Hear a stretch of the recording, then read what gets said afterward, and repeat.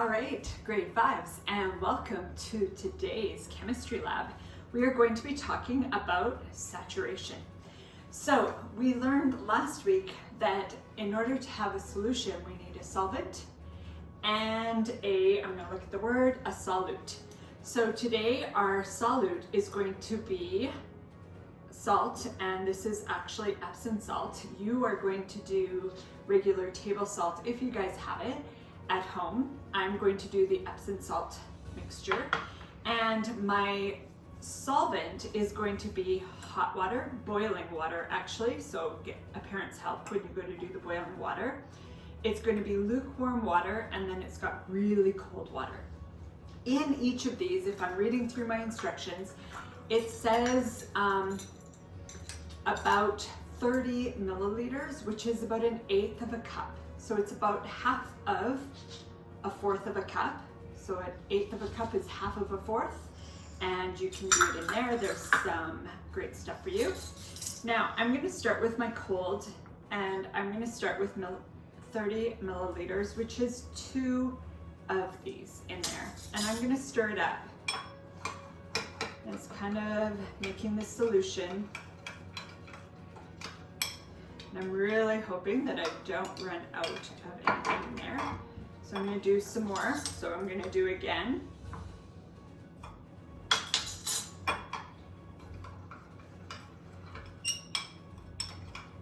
And stirring that up.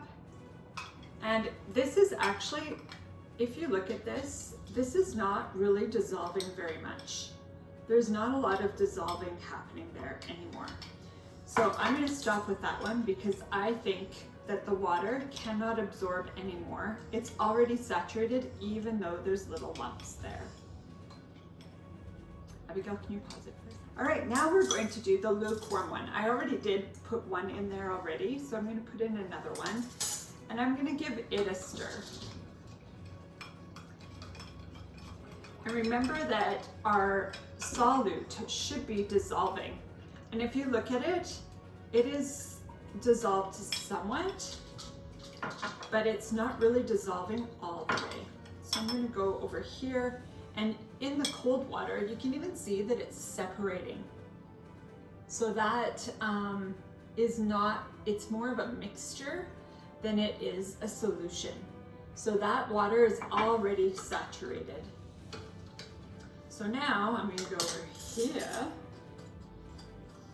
and in my boiling water, I'm going to put one in, and I will mix it up.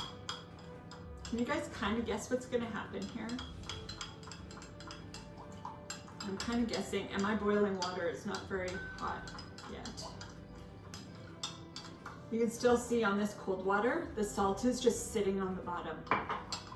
It is not saturating the water with it. And on this one here, we've got kind of a cloud in there. Like the water's a little cloudy, but it's still a lot of it sitting on the bottom. And this one, the water is actually clear. Now if we look in our boiling water, the water is actually very cloudy in there. And there's almost no granules in the bottom. In fact, I could add a little bit more to that and saturate that water with even more.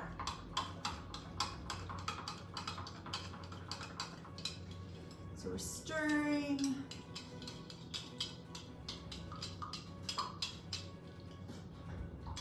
And as you can see, that water is very milky compared.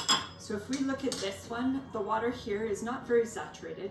This one, the water and it are becoming more of a solution. And in this one, it's very, very milky looking, whereas the water is becoming saturated. None of these are super saturated. All right, one more thing about saturation. I have got a sponge here, and there's no water on it. But if I take this sponge and pick it up, see how the water is kind of off? Look how much water is actually in there.